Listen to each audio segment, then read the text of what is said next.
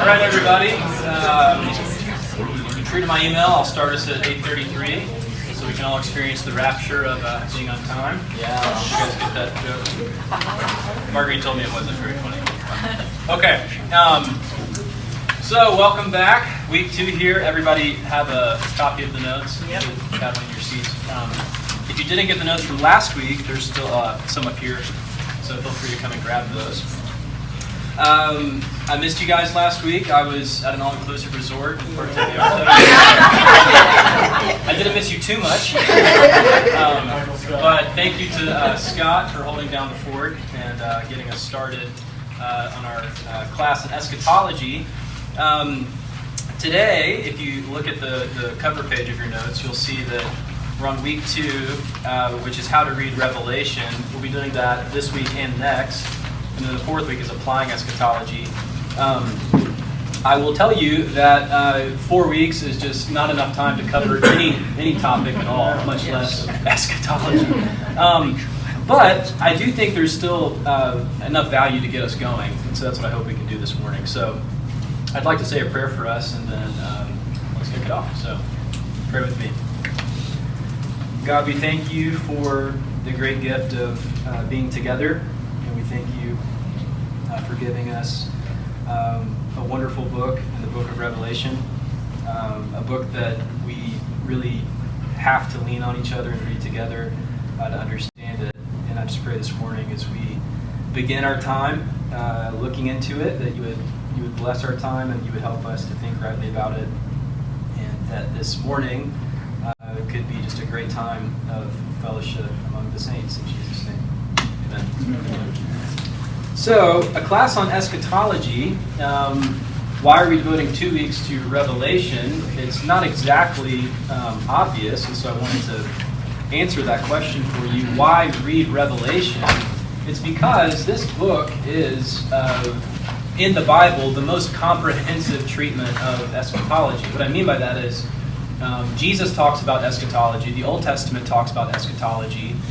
Paul talks about eschatology. Remember, eschatology is just the study of last things. But the book of Revelation is literally an entire book devoted to the subject. It's intended for all followers of Jesus. And so, in fact, I can try to pull this up real quick. If you look at the first verses of Revelation, can't you read that? I'm pretty sure that was a power move, what I just did. I'm just kidding. Okay, so if you look at the first verses of Revelation, it says, "The revelation of Jesus Christ, which God gave him to show to his servants the things that must soon take place." So, first, notice that this book opens with the revelation of Jesus Christ. There's not a more on-the-nose, Christ-centered opening to any book of the Bible than there is to the book of Revelation, which God gave him to show his servants the things that must soon take place. It's intended for the servants of God. And notice the book is called The Revelation of Jesus Christ, not the mystery or the riddle of Jesus Christ or something like that. And so it's a book that's given to the church and not just to elite Christians or something like that. You may know that in the kind of first section of Revelation, there are these 7 letters that are sent to these 7 churches. And they're not like super special churches. Some of them are ones that you don't read about anywhere else in the New Testament. But the book of Revelation was given to these ordinary churches with the expectation that ordinary Christians could read it and benefit from it. So, and then if you look at verse 3 here, it says, "Blessed is the one who reads aloud the words of this prophecy, and blessed are those who hear and who keep what is written in it, for the time is near." So there's literally a blessing at the top of this book, which is offered to all who read it, who hear it, and who keep it. And probably the reason it's structured that way is because Revelation was a circular letter. It was sent to a church, and someone would stand up, and they would read the entire letter to the church before sending it off to the next congregation. And so think about that on a Sunday morning, someone would stand up and read Revelation, the whole book, which takes about an hour and 10 minutes to read. And sermon probably followed, I would assume. Interesting and off topic, but there are 7 times in the book of Revelation that it says, blessed is blank, or blessed are those. 7 is really a favorite number of John's, which we'll come back to. So these are reasons why we should read Revelation. It's not just for seminarians. It's a book that was meant to be read by the entire church. But there are challenges to reading Revelation, which include the genre of Revelation, which is probably the biggest challenge, the number and complexity of interpretations that come with it. A lot of people have read Revelation and taken a stab at what it means. But there's also sort of a stigma to the book. There's like a sensationalism that comes with it. If their favorite book of the Bible is Galatians, you say, oh, that's nice, they must be a good Christian. If someone says, my favorite book is Revelation, then you say, you're one of those weird end time people. So these challenges probably stop a lot of us from delving into the book of Revelation. I would imagine, I'm not going to ask a show of hands, but I would imagine that many of you have not really tried to study Revelation for yourself. You might have taken a class, or you might have talked to someone who did, but it's a book that is sort of challenging. So I have 3 tips here you can see on your sheet, how to read Revelation. And I think each of these are really important. The first one is Revelation, we should read it with a community. I think of all books in the Bible, Revelation is a book that begs to be read with the church at large. And this is one of the reasons why there really should be no shame in reading a commentary next to Revelation, or multiple commentaries, or reading it with people in the church. It's a book that is, in one sense, corporate in nature, and it takes a team, honestly, to get down to what it means. We should also read it with humility. So I'm not going to stand up here and say, this is what this means, if I don't know what it means. There are a lot of things I don't know what it means in Revelation. But I think we should be careful of people who are very dogmatic about a book like Revelation, which is very complex, and a lot of it is symbolic and challenging. So we should read it with humility. But thirdly, and this one is interesting, I wonder if you've thought about this, we should read Revelation with imagination. This comes from a great book on Revelation in the commentary series, The Bible Speaks Today. A guy named Michael Wilcock has written this book. If you only bought one book on Revelation, I would actually recommend it. But he says this: the truths of Revelation are indeed matters for the mind to grasp, but they are presented to us in a riotous procession of symbols with the panoply, how do you say that? Panoply of music and color and texture and even taste and smell. It is a great thing that one's intellect should be captive to the Word of God. But in how many Christian people has the imagination never yet been harnessed for the service of Christ? That, I believe, is something which renewed appreciation of John's great vision can scarcely fail to achieve. And I want to, you don't have this in your notes, but I want to read a larger quote from, that's great. Aaron, if you can hear me, something really fishy is happening. I think it just you can hear. I will read, and you can hear and be blessed by this quote. I'll just read it to you. This is Michael Wilcock going further into this topic. He says, the conviction that Revelation is really meant to reveal truth and not to obscure it, and that its treasures really do lie on the surface if one looks for them in the right light, is by no means the same as a belief that its meaning will be spelt out for us verbally with logic and precision. Of course, God does not despise verbal communication. The Word is the name that He gave to His own Son. But His words, declarations, and arguments and reasonings have all been spoken by the time He brings John to Patmos. What He has in store for His last unveiling is a word of a different sort, an acted word. So this is what he's saying Revelation is. It's an acted word, a word dramatized, painted, set to music, a word that you can see and feel and taste. In fact, it is a sacrament. And then he says this: it is no use reading Revelation as though it were a Paul-type theological treatise in a slightly different idiom, or a Luke-style history projected into the future. You might as well analyze the rainbow, or the wine of communion, or the water of baptism. Logical analysis is not what they are for. They are meant to be used and enjoyed. So basically what he's saying is, reading Revelation is not like reading Paul. It's not like reading Romans or something like that, which is in a different genre. It's a different style. Revelation is its own is its own creature. And then he says this, which is the real thing I want you to hear, so I know it's a long quote. We of the late 20th century, we of all people, it's a dated quote, even more so for the 21st century, we of all people should understand this. We live in a post-literate age which, tiring of words, is beginning to talk again in pictures.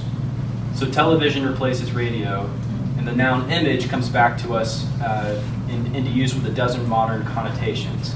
Well, God knew about it long ago, and when his children had had enough of reciting systematic theology, he gives them a gorgeous picture book to look at, which is in a different way just as educational. So a gorgeous picture book, that's what Revelation is. I love that quote when he says, when God's children have tired of reciting systematic theology, he gives them a gorgeous picture book. So that's what we hope to find with the book of Revelation, and I intentionally tried to not fill our whole time with content. We'll see if I did that well or not, but what I'd like to do is I'd like to maybe go through my second point here, or maybe my third point, and then stop, and if there are any questions, take those, and then I'll finish the rest of it, and then we'll take questions at the end as well. Is that okay? All right, so, oh great, we're back. I think we're back, okay. I think you just need to touch it enough, frequently enough. Yeah. Okay, great. So, I'll try to not let the screensaver come on here. Okay, so of the challenges to reading Revelation, the genre is probably the biggest. Okay, and I want to talk about what the genre is and use a sort of dorky illustration. But familiarity with the genre will help you not make false assumptions and to make right assumptions. And Revelation is really an ancient genre of literature, but there are modern genres that we know all about, which John and the Apostles would not have known about, like, there we go. Okay, the rom-com. Okay, the rom-com, romantic comedy. That's a modern genre. Okay, and if you know anything about a rom-com, I mean, look, they even like the covers look similar, right? Like red, white. It's kind of crazy. But the rom-com follows a basic sort of narrative structure, and you kind of all know it. There's a guy or a girl. That's kind of switched in this one if you've seen The Proposal. Some of these are inappropriate, but they're kind of funny. But either the guy or the girl falls in love, and there's some sort of barrier to their love, and they've got to overcome it. But of course, to overcome it would require some great sacrifice on one of them, which it doesn't look like they're going to make, but then they do make it, and then it's a happy round. So that's the rom-com as a genre, and you kind of know what to expect when you get into it. It's different than, say, one of these movies, a tragedy, right? Which you know at the outset is going to have a very sort of tear-jerking ending, right? You would watch each of these, and just as a viewer, you would know, okay, I'm watching a rom-com, therefore these are the things that I should expect. And if it doesn't happen, it violates the genre, and you're aware of that. You could even do this with other movies, like I was thinking of superhero movies. It's like superhero movies really make no sense. Like, why would getting bitten by a spider make you turn into a Spider-Man? Or there are all these like leaps that we take of, oh yeah, they're on another planet talking with that alien race they're about to battle. It's like, that's so bizarre. But it's a genre we're familiar with. We have a category for it, so we don't question it. To use a more serious example of a biblical genre, Hendrickson, in another great book on Revelation, I would commend to you.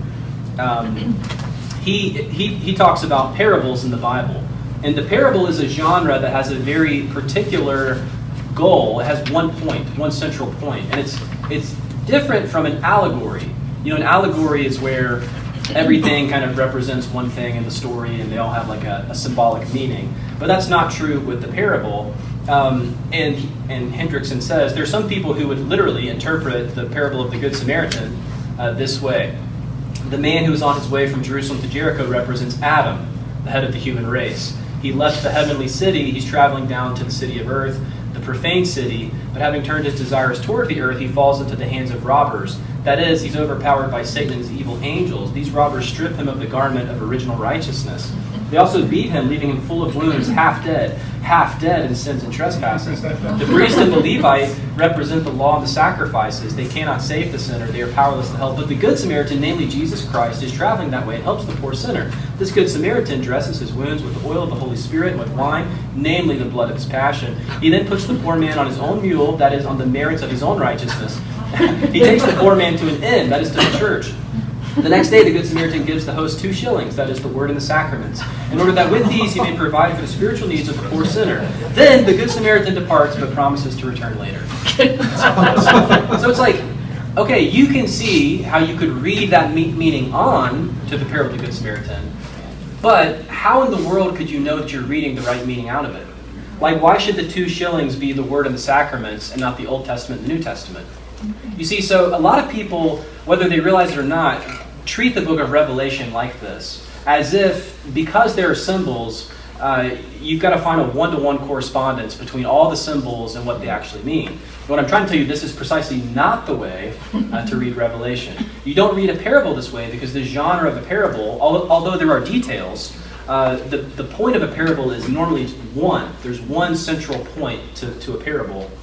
That's the kind of genre it is. So, what is the genre of Revelation? Well, I don't want you to worry too much about the genre of Revelation because it is a pal. Okay? It's not scary, it's a pal. It's a friend of yours, okay? It is prophetic, apocalyptic letter. Okay? This is the genre of Revelation. Okay? Prophetic, apocalyptic letter. It's actually sort of 3 genres rolled into one. It's prophetic. We know this just literally coming straight from the book of Revelation. It talks about the prophecy. Look at verse 3. Blessed is the one who reads aloud the words of this prophecy. So John, in the book of Revelation, he is styling himself as a prophet. That would be in line with the Old Testament prophets. And that's a clue, in fact, that a lot of things in Revelation come from the Old Testament. But a prophet is strictly, it's a messenger who speaks on behalf of a god or of a deity. That's what it means to be a prophet. And it's not only to predict the future, prophets did do that at some level, but it's also to reveal the present.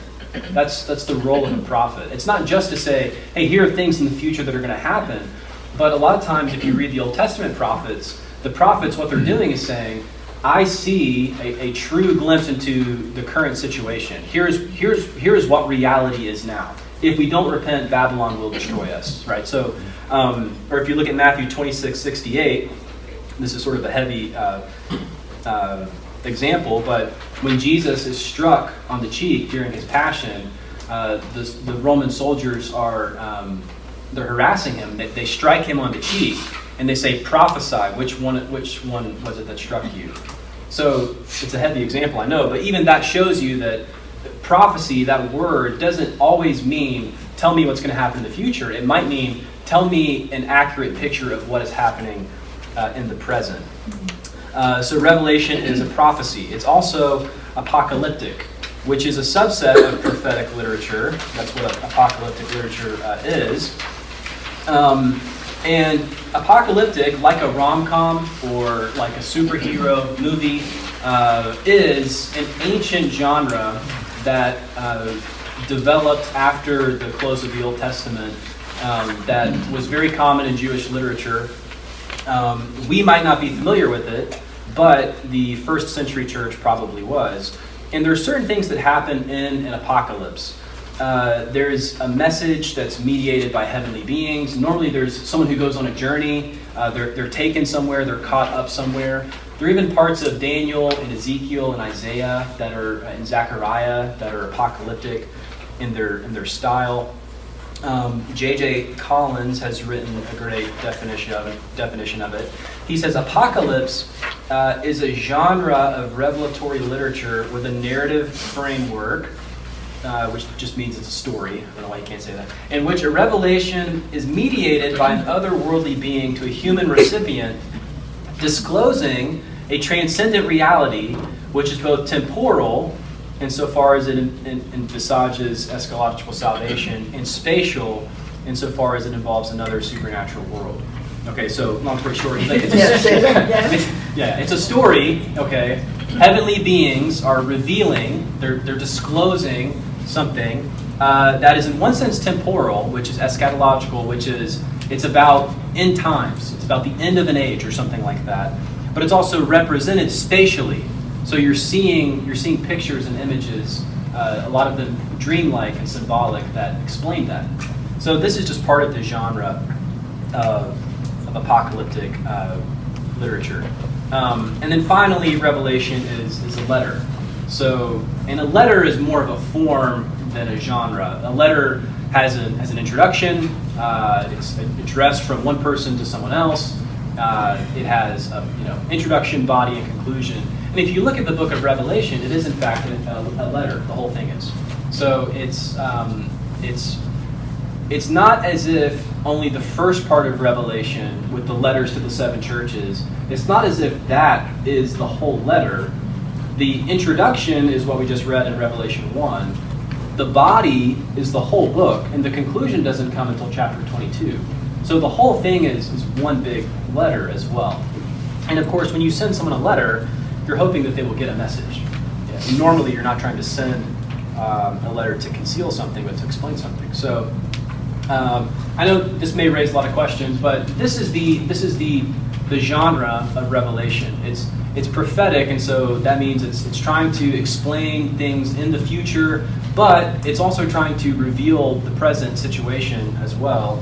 It's apocalyptic, which may be a new term to you, but that's an ancient genre which involves a dreamlike sequence, a person a seer who's taken on a journey. It's mediated by angels and heavenly beings, and they see these symbols, and they're told to understand a message that they have. And then finally, it's a letter. So, all right, I'll pause here. We'll see if there are any questions at this moment, and then we'll go forward through the second half and then take other questions. Yeah.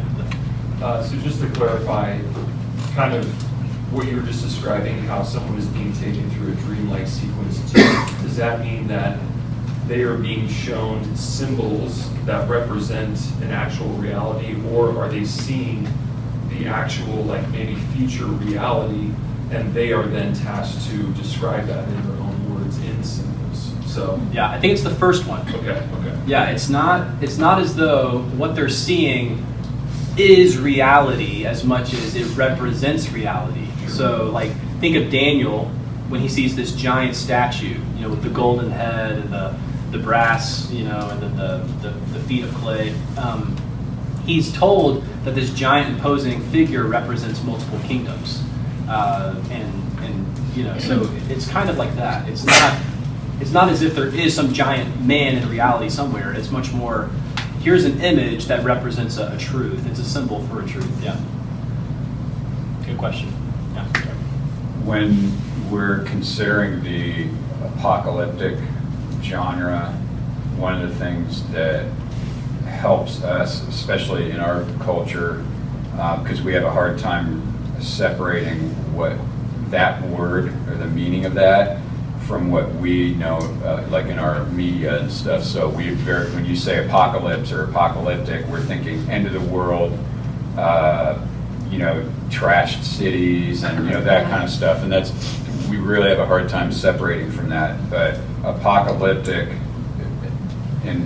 as it's intended, or the biblical genre of apocalypse, is like a revealing. That's where revelation comes from. So as long as you can understand that there's a difference from our English word apocalypse and what we usually associate it with, and the biblical idea of apocalyptic, that can set you on a good track to start to understand the genre more properly. Yeah, you're totally right, because the Greek word for revelation is just apocalypse. There you go. You guys are really Greek, so that says apocalypse right there. One time I was taking Greek, and I was trying to study for a test, and I gave Marguerite some flashcards like, hey, help me study. and I can't remember why, but we were both heated about something. Like I couldn't get them all, and I was like, I can get them all. She's like, no, you can't. So she snatched it, and she was going to read the Greek word, and she's like, I can't read Greek. You're right. You can't help me with my flashcards. Yeah, thanks, Jeff. So apocalypse literally means a revealing, right? And so that's the idea. Is there any ancient story that fits under apocalypse that maybe some of us have read that would be from that time period? As a comparison? You know, like in Daniel is going to be, so if you know the book of Daniel, like the first half seems like just a normal kind of like Bible story, and then all of a sudden Daniel is like taken somewhere, and he sees these visions and they terrify him, you know, the Son of Man coming on the clouds of heaven. So like the second half of Daniel is apocalyptic. The book of Zechariah would be another one if you read that. There are other books like the book of Enoch, you know, some of these other like kind of Jewish works, yeah. But I don't think there are any like there aren't any like any Greek plays or something, yeah. That would be apocalyptic that come to mind. Any other questions here? Yeah. So you say it's a highly symbolic dreamlight. Is that like completely mutually exclusive to literal interpretation, or can you mix the two? Like, or is there some sort of compatibility between like? Because later you'll say, like the framework can be interest or iterist. Iterist, yeah. Where it's kind of like recapitulation. Yes. Of the end of the world, right? Mm-hmm. So if we take it literally, perhaps like a dispensationalist would, it's very hard to interpret that. But then does that mean we can't interpret it literally at all? Right. Like, within those recapitulations? Yeah. I think actually going through this next segment will allow me to answer that a little better. So maybe let me do that. But the short answer is, I like to use two words, like literally and literalistically. And like it's on a spectrum of like, you know, like, so when Jesus says, I am the door, I take that literally. But I don't take it literalistically, like he doesn't have a door handle somewhere, right? So when Jesus says, I'm the vine, he's not literally saying he's a plant, right? So there's a way to read the Bible literalistically, which is pressing it further than it intends. But sometimes I think if we don't, I don't like to say that we don't take the Bible literally. It's just we have to ask, like, what is the literal message, right? Does that make sense? And so I do think one of the dangers, I'll get to it, of my view of Revelation, honestly, and like the mill position, is you can almost symbolize things away, and that's a danger. So let me actually get, if it's okay, let me just move through the rest of this. We're halfway through, doing great. So I'll hit the different frameworks for looking at Revelation, and then if there are more questions, we'll take them there. Okay, so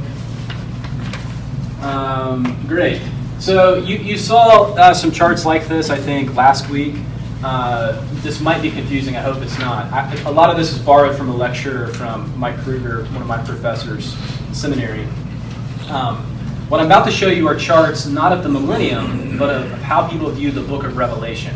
Okay, so don't confuse the two. The millennium, which Scott talked about last week, is only Revelation chapter 20, which is kind of an interesting reference to this 1,000-year period. It's an eschatology class, so we started with the end. Now we're moving forward. But what I'm about to show you is how different people view the book of Revelation and how it should be interpreted. So the first one is some people look at Revelation, and their framework for interpreting it is what we call preterist.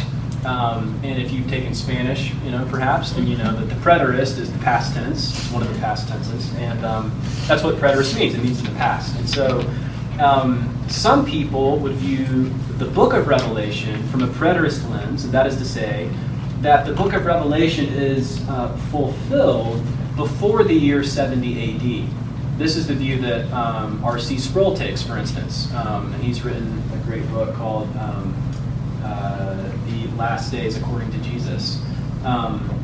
So that's one way to view this. Now, to take a preterist position, you have to date the book of Revelation early, because R.C. Sproul and others will say the book of Revelation is describing events that happened in the first century, primarily before the destruction of the temple, which happened in the year 70 AD. So that's a really firm historical date.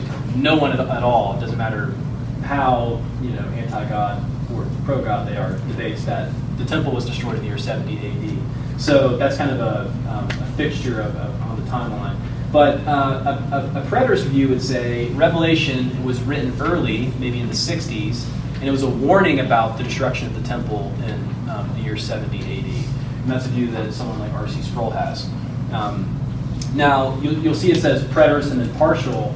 R.C. Sproul would be a partial preterist because he doesn't think that the entire book of Revelation is fulfilled before 70 AD because Jesus still hasn't come back yet. Yeah. Does that make sense? So R.C. Sproul is going to say most of Revelation is fulfilled before 70 AD, but Jesus will come back.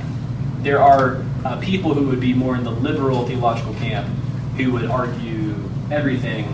Jesus is not coming back. There would be a full preterist. So that's a bad position. Okay, so for obvious reasons here. Okay, the next view is the historicist view. This one is interesting, and this one is basically saying, okay, the book of Revelation is sort of like history in advance. It's basically, it's a roadmap of what we should expect to happen in the entire period of the church. And so this was a view, interestingly, held by many of the reformers, who thought that Revelation was almost like a timeline of events. So they viewed the papacy and the Pope as the beast mentioned in Revelation. And people with this sort of view will try to find a historical referent one historical referent for each thing described in the book of Revelation. So you might know that there are 7 trumpets and 7 bowls, and it's like, well, the first trumpet was this, and the second bowl was this, and so they're viewing Revelation as basically history in advance. Contrast that with the view of the futurist. This is someone who is going to say pretty much all of Revelation is future. It's basically the time the clock on Revelation doesn't start until, let's say, a rapture, for instance. This would be a view that would be friendly with a dispensational pre-mill view. Don't you love all these technical terms we're using? So last week, Scott talked about premillennialism in 2 different kinds, historic and dispensational. The dispensational kind is perhaps what you've heard of.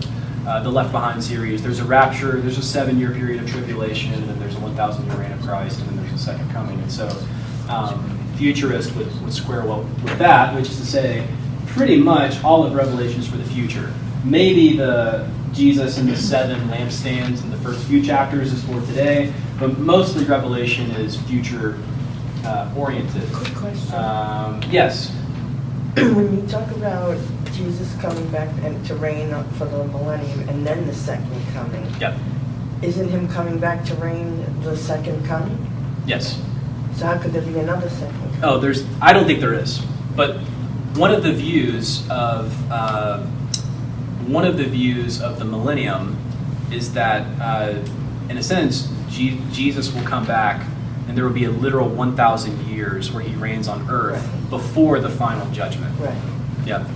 I don't believe but that. But how is it the second coming if he's already here?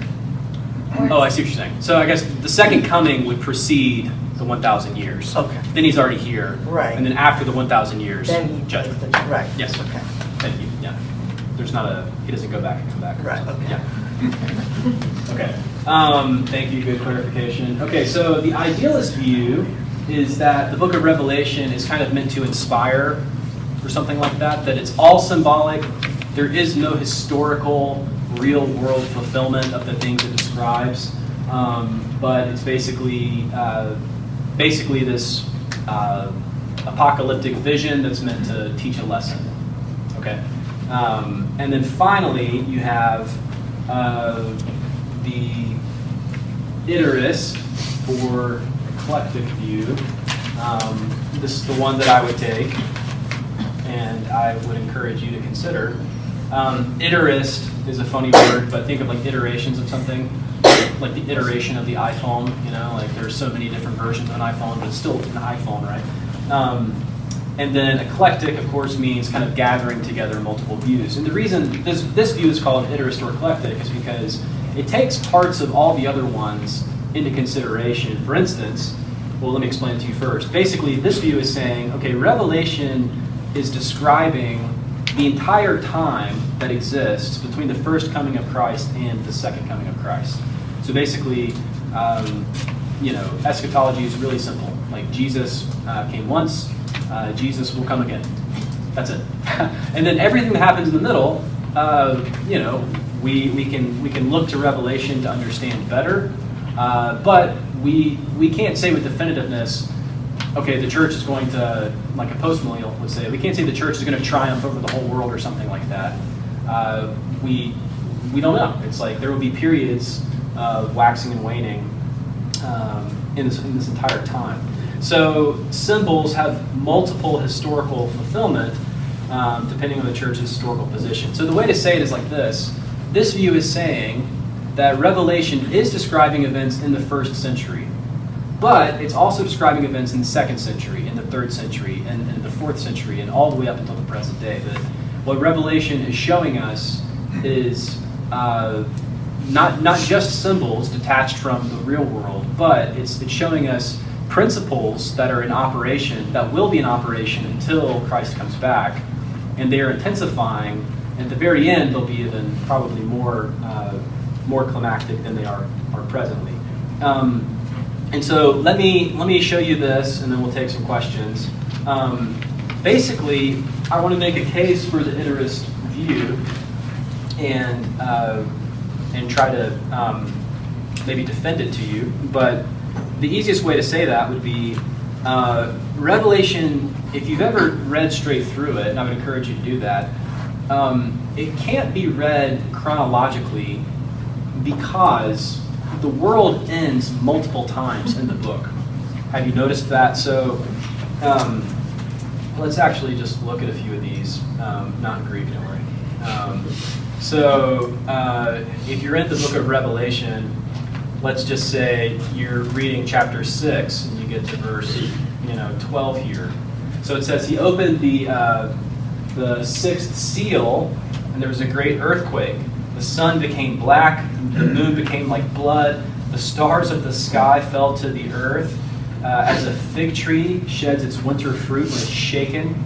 The sky vanished like a scroll being rolled up, and every mountain and island was removed from its place. Every mountain and island. Then the kings of the earth and the great ones and the generals and everyone hid themselves, calling to the mountains, fall on us, for the great day of the Lamb and the one seated on the throne, their wrath has come, and who can stand? So that sounds like the end of the world, right? I mean, and it is. It's the great day of God's wrath. Every mountain, every island are fleeing away. The sky is rolled up like a scroll. The stars are falling. It's like, that's not just 70 AD, right? Like, that's something very dramatic that's happening. Okay, and if you keep reading, you're going to see this repeated multiple times in the book. So we'll go to chapter 11, and we'll look at verse 15 here.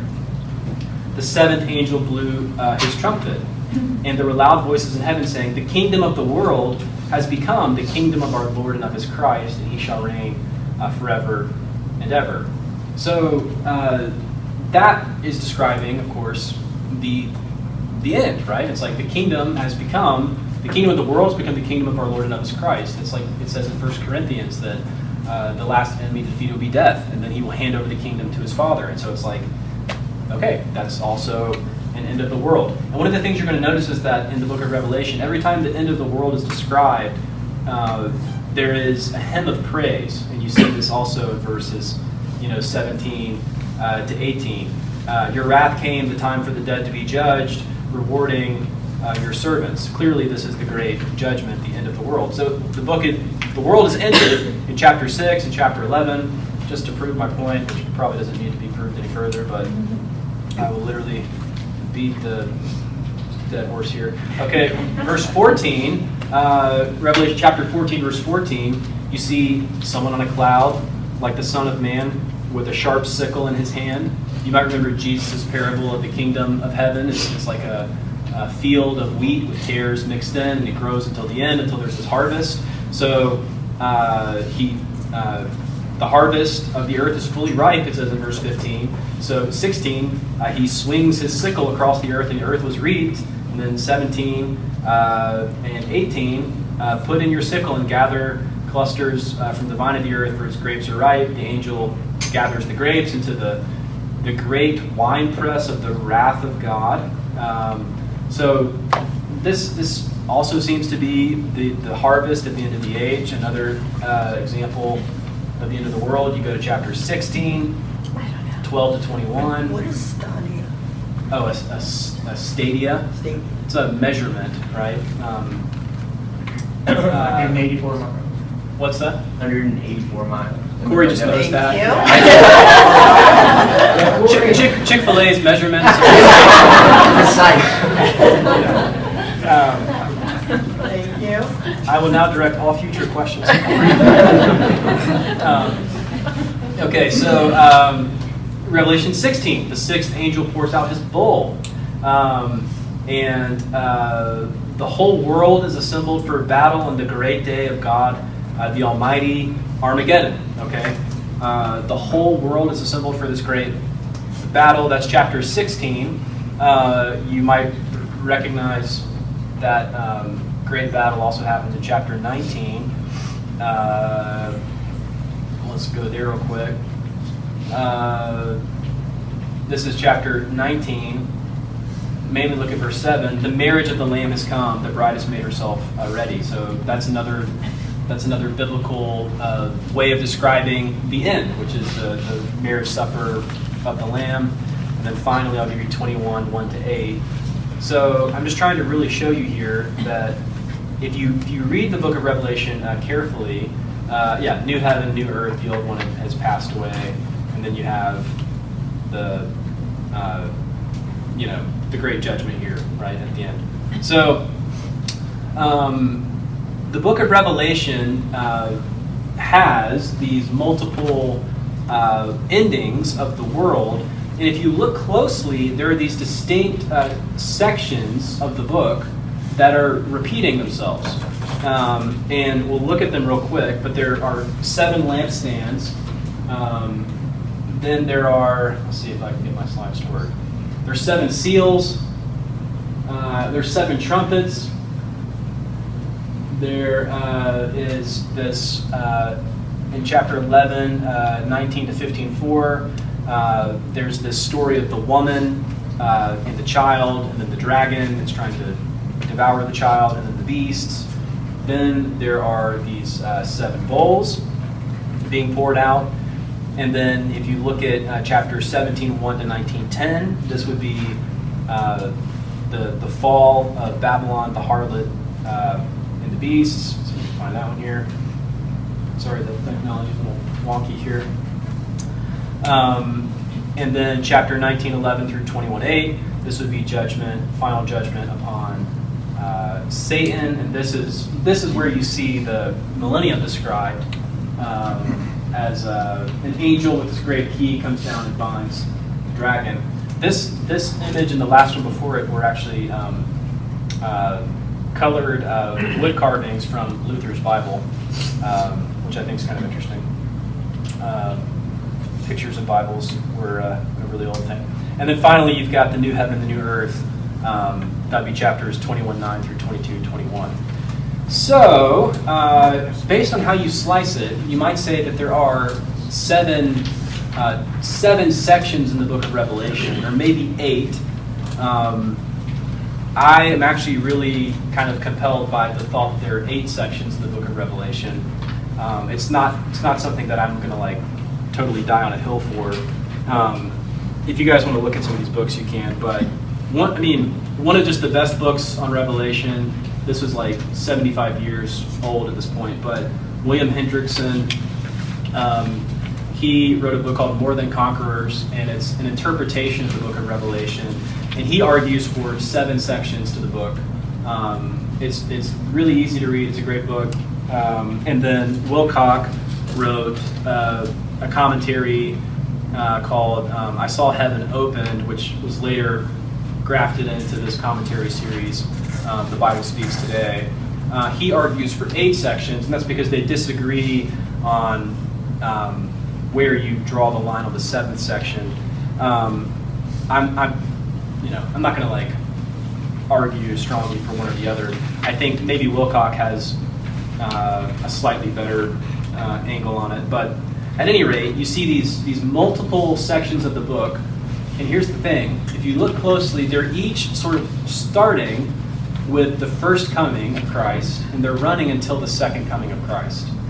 And you can see these kind of clues that will tell you that. And so what you have in the book is you have these iterations, these repetitions of the same thing. They're constantly telling you, they're showing you the same block of time, just from different angles. And the way that you might describe it would be by looking at this glorious video of Roger Federer, 2009 U.S. Open. I was watching this on TV when it happened. So he's playing Novak Djokovic up here. Djokovic is now pretty much undisputedly the GOAT of tennis. But there was a day when Roger Federer was the GOAT. And drop shot, lob, and then watch what Federer does here. Unbelievable. What? Yeah, that's called a tweener. And I mean, this was like mind-blowing. Like, no one ever tries that in an actual match. You know what I mean? Yeah, So watch. Federer just like hit the this That was like, this is the semifinal of the U.S. Open here. So, wow, they're going to show it to me again from a zoomed-in angle. Okay, and then they're going to show it again from a different angle. Okay, so of all people, modern people should understand that the concept of seeing the same play, the same image from different angles, right? And I should probably turn this off. Even though I love seeing Roger Federer win. Next guy. Okay. How do I get back to Jesus?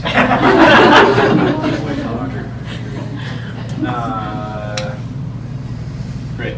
So that's what you're seeing in the book of Revelation, I think, is you're seeing the same block of time just given to you from different angles. And if you've ever seen I was thinking about, instead of showing that, the Patriots versus the Giants, and the football play, Eli Manning throws a pass, and the guy catches it on his helmet. You guys remember this play? It was unbelievable, right? It's like the point of these like replays is they're always kind of zooming in. They're giving you a little bit more detail, and you're like, how did he catch that? When you see it on the first time, you're like, I don't know. But it zooms in. It's almost intensifying. New details. It's kind of rising in intensity. And that's something that you see in the book of Revelation, actually, is you see these repetitions of the 7 seals, and the trumpets, and the bowls. But there are certain things that show you, as they're repeating, it's not just like they're saying the same thing. It's a different angle on the same block of time. But it's also an increasing intensity, increasing clarity, increasing detail. So next week, what I hope we do is actually look at these 7 sections and just try to take, I don't know, a really fast stab at what some of them could mean, and show you how this kind of plays out as you read the book. But we've got 10 minutes, so I'll stop here. Any questions that you guys would like to ask Corey? Oh, no, Corey has a question. So you kind of showed your hand in terms of the eclectic. Yeah. So like how would you argue Sproul, like what is error, or the preterist? Yeah. Error. I think the challenge for the preterist is having an early date for Revelation, because there are a few things, but one is you read the book of Revelation, it talks about the church being persecuted, and even though Nero persecuted the church, it was very localized. It was in Rome. It was really Vespasian where persecution was broader, so and sort of empire-wide. So it seems like the situation of persecution fits better with a later date, around 90 or later AD. Another one is the church of Laodicea. Is described as really wealthy and prospering in the book of Revelation, and if it was written before the 60s, there's a major earthquake, in that city, and it doesn't seem like they would have had time to recover. So there's all these, most scholars actually date the book late. And R.C. Sproul, you actually should watch it because it's good, it's interesting. He has an online lecture series where he gives his take on it, and he will tell you, I'm arguing a minority position. Another one is Irenaeus, who was a disciple of Polycarp, who was a disciple of John, the apostle. Irenaeus, it seems like he says that John wrote it at the end of the 1st century, towards the end of his life. So there are arguments that Sproul makes that I'm like, oh yeah, that's sort of compelling. But at the end of the day, most people date the book later. I think it just makes sense. And so if it's a late date, it can't be a preterist position, yeah. Just a quick follow-up. Would Yeah. you challenge the iter issue in some way? No, actually, I think he would argue there are iterations too. Yeah, and a lot of people will say there are iterations. Very few people, I think, read it straight through. Yeah. Let's go here, then here. Yeah. So if a lot of it is based on prophetic, why is it wrong to try to match history with the prophecies that it talks about? I think we should match it, but I think we should also think of it as having like multiple fulfillments. And what I mean is, when you start looking at the book of Revelation, like we will next week, when it talks about the seals being opened, and it talks about, woe that comes on the whole world, it doesn't seem like that only happens once in history. It seems like that is a theme that repeats. Or the beast and the dragon. So the dragon is Satan, then there's a beast from the sea and a beast from the land. And it seems like the beast from the sea, based on Daniel, sort of allusions there, represents like anti-God government, which was true in the 1st century, but it's also true today, am I right? So it's like there are ways that the book, it is fulfilled in history, literally, but it has multiple fulfillments, not just one. But aren't there certain ones that still have yet to be fulfilled in order to, have the book continue in its story? The only one, so I will say, and we can look at it next week, but it seems like the book sort of shows a more dramatic finale, if that makes sense. So you have the 6th seal and the 6th trumpet, the 6th bowl. They're in increasing intensity, and so it seems like there are patterns, right, that happen throughout history. But it does seem like at the very end that there will be a kind of a dramatic, climactic conclusion, and that would be specific things to happen. Yeah, like Paul in 2 Thessalonians talks about the man of lawlessness, the sort of great apostasy. So those are things. It's like, yeah, I think. And what about the temple being rebuilt? Well, with that one, I don't. That would fall more in like a dispensational kind of view, because the dispensational view is that there has to be a rapture of the church, and then the nation of Israel has to be restored and rebuild a temple, because the Antichrist is going to come into the temple and that sort of thing. But I think that's reading it a little too literalistically. Maybe I can show you that next week when we actually look at it. I'll try to point out some of the differences. Hope that helps. Great questions. Let's go Jeff and Blair.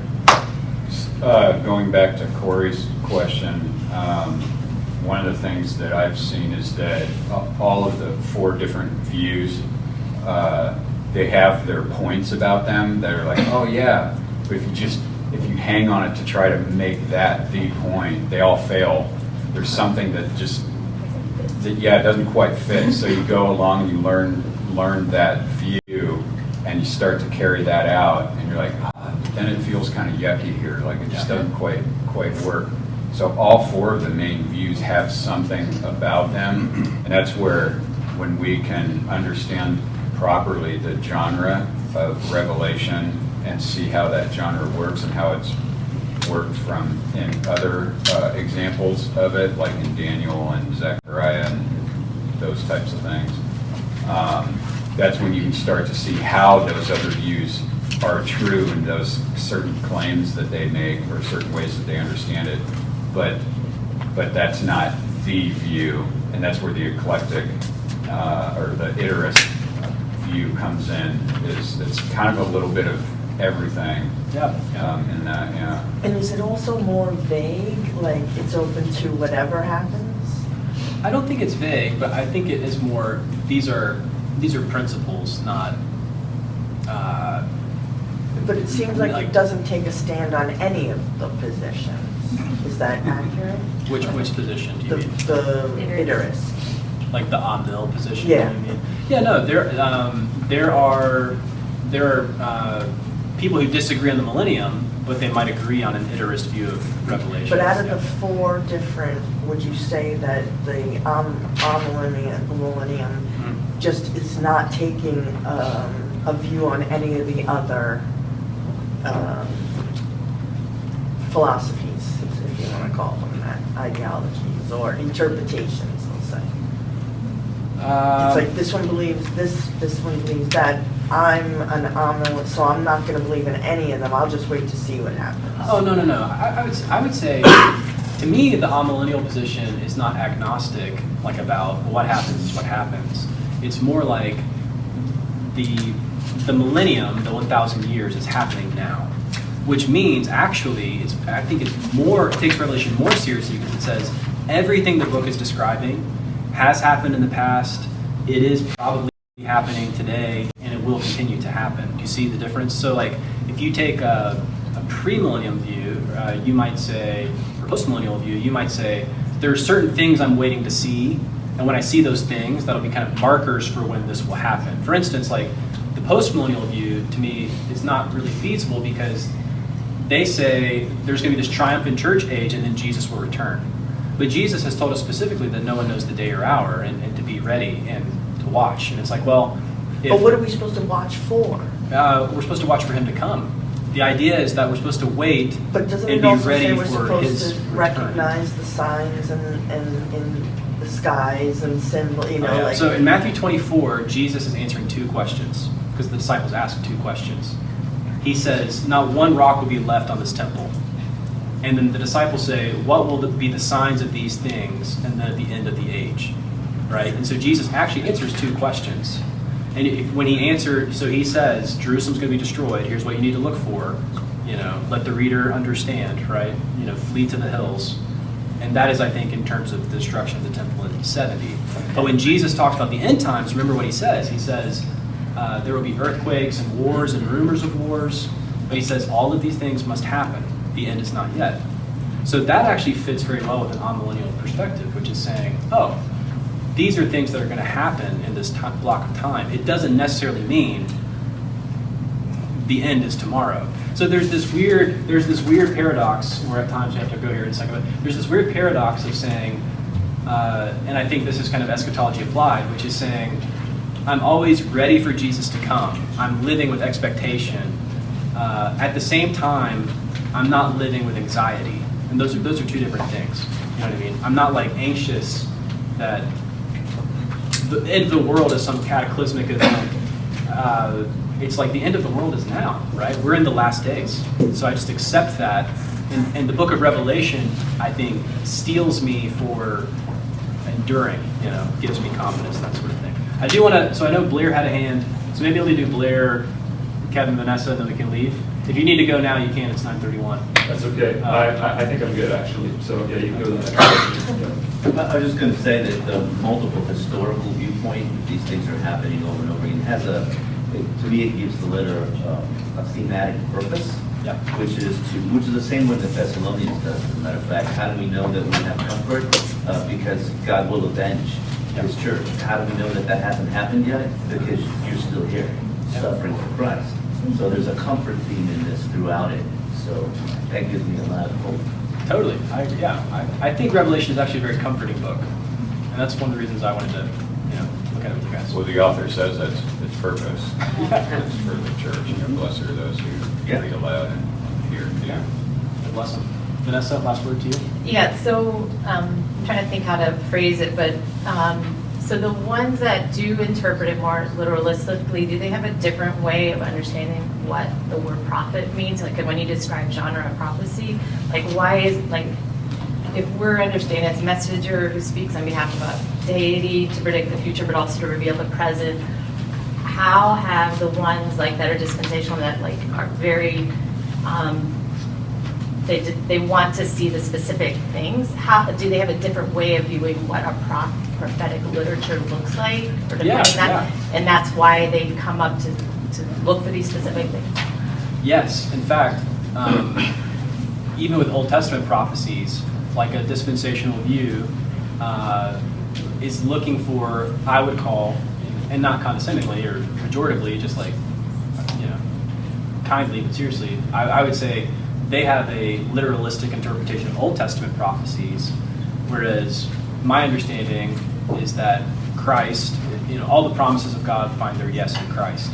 So there are prophecies in the Old Testament, prophecies about the nation of Israel, that I think are fulfilled in the church and in Jesus, not in literalistic ways, but yes. So people with a more futurist view would view prophecy almost always as a future thing, and normally as like it's got to happen very literalistically to how it's described. Does that make sense? As opposed to a revealing of the present day in addition to the future. Yeah, and even when you look at the Old Testament prophecies, it's like they're not necessarily like